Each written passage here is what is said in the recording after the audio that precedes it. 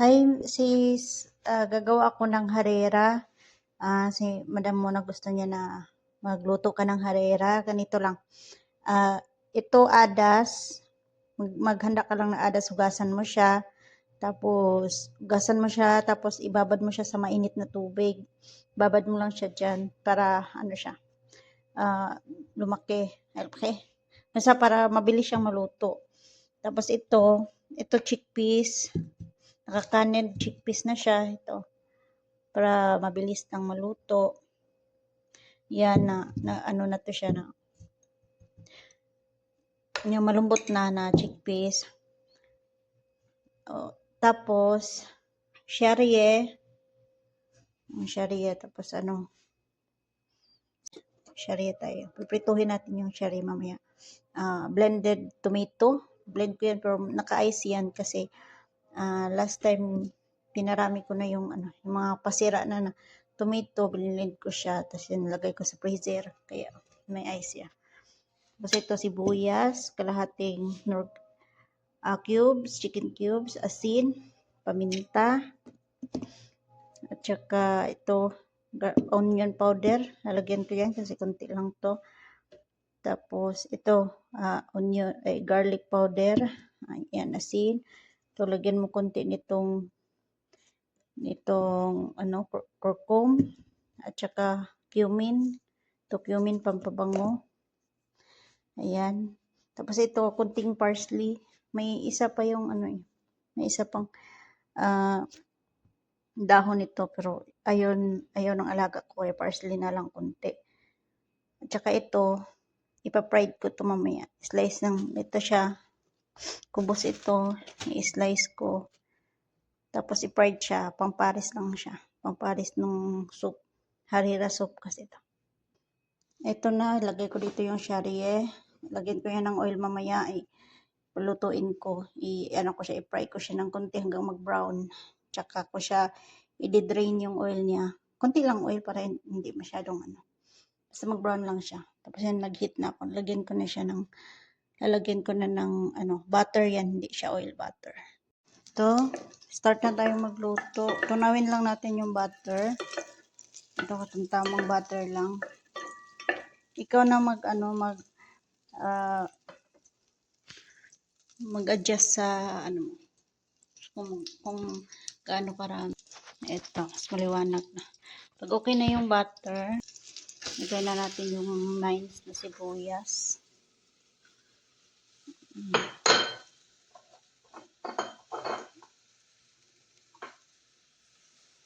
Itong minced na sibuyas.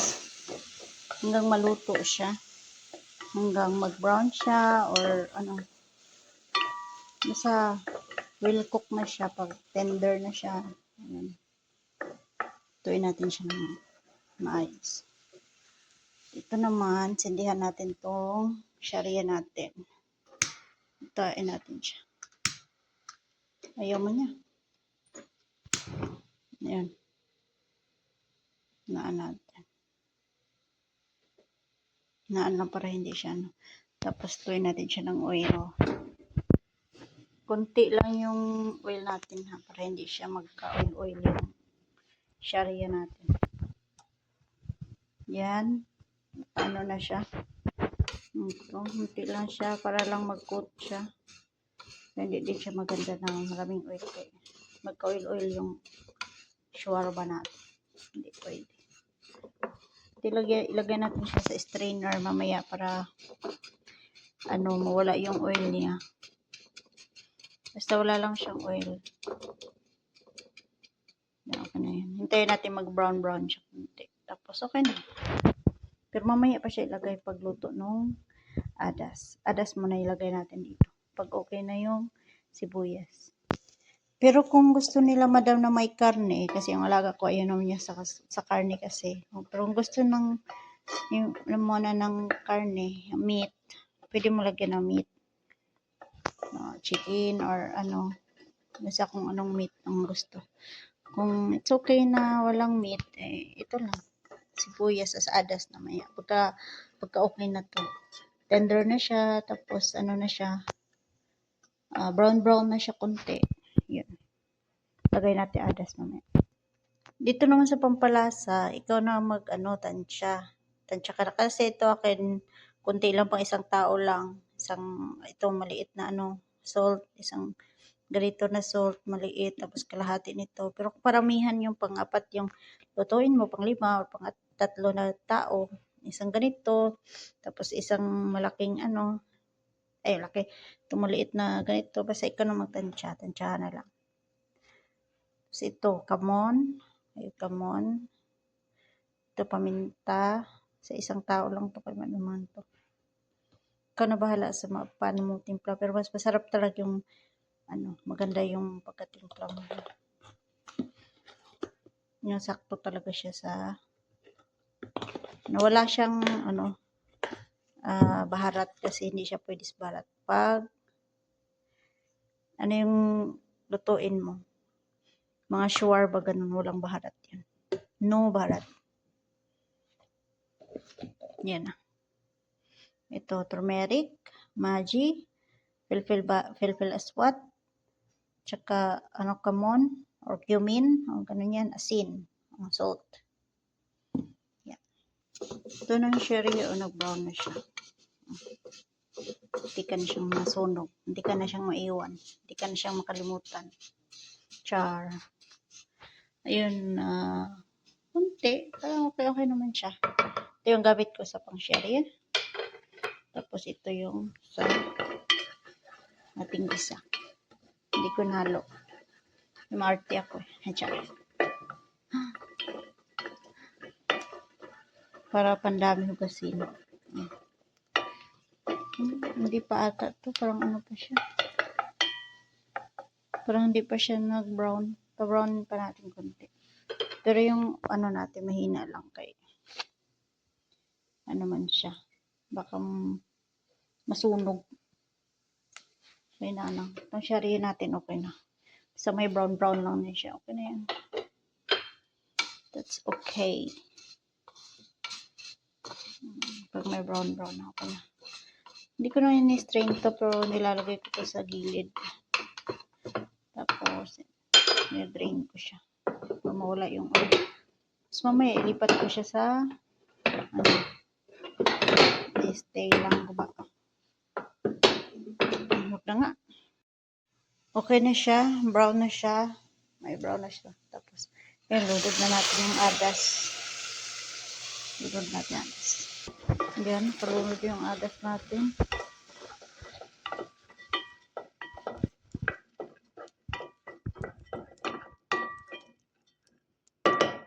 Tapos yung adas, lulod natin yung chickpeas. Ito yung chickpeas natin. Lunod natin. Tapos herky ulit. Hercules. Tapos itong pampalasa natin. Itong ito lahat. Lunod natin to. Salt, cumin. Yan. Ito. Powder na hindi natin.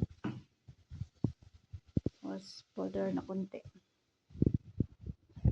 Kailangan din natin ng tomato paste. Unti lang.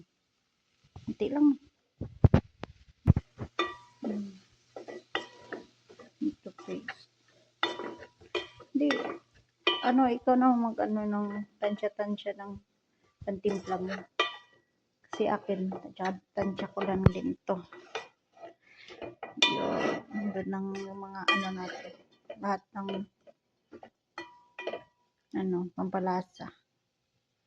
Malaman mo na yung pampalasa na gusto nilang lasa. Gusto nila ng masarap. Tapos itong ating blended tomato na mag-ice. Pero okay lang yan. Okay lang yung ice. Kasi pag may pag marami kaming kamatis, tapos hindi siya na diretso na yung kamatis namin na nagamit. 'Di ba siya, papasira siya. Kaya ang ginagawa ko, tinatanggal ko yung mga sira-sira konti, yung mga yung mga na bulok-bulok konti sa gilid niya, tapos yung mga okay pa, yung biniblender ko yun. Tapos, tinatabi ko sa ref, sa freezer. Para pag magluto ako, magkakat na lang ako. Hindi, lagay sa maliliit na cellophane. Para ikat ko na lang. Ay, ano ko na lang, yun ang gamitin ko. Takpan lang natin para maging okay siya, maging tubig siya maya. Yun, lagyan ko na siya ng tubig. Tapos, pakuluan siya hanggang 30 minutes. Maluto yung adas. Maluto na yung adas. Tapos, timeran mo siya. Kailan mo siya nilagay. Tapos, 30 minutes.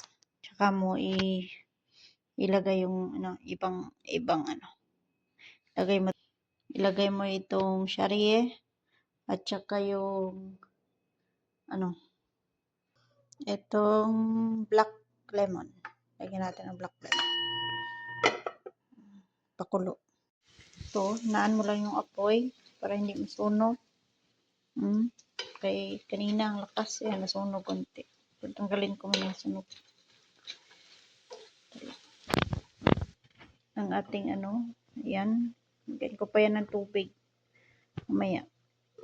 30 minutes na yan. Pang 30 minutes na yan ngayon.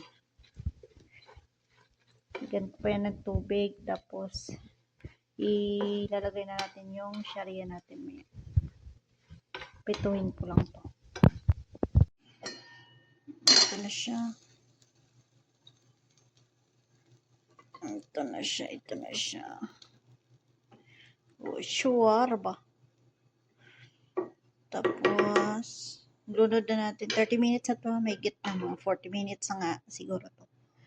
Tapos, lunod na natin yung ating sharia. Ayun yung natanggal lahat. At saka ang ating may konti. Sharia. Para lumambot siya may. Yan. Sure ba na yan?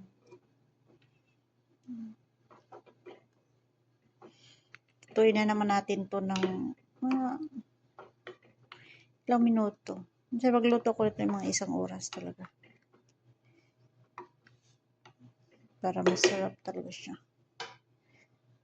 Pwede natin ilunod itong dahon natin.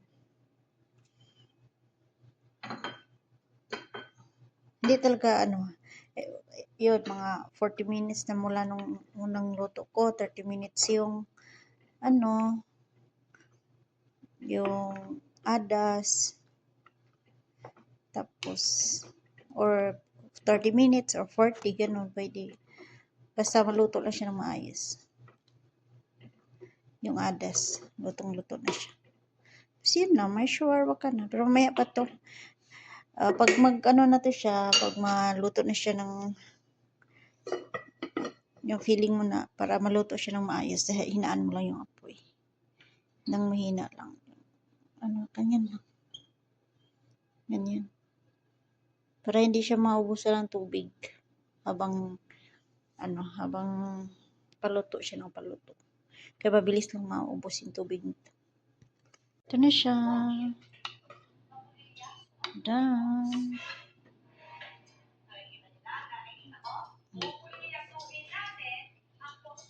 Sure ba harira? Ito na siya.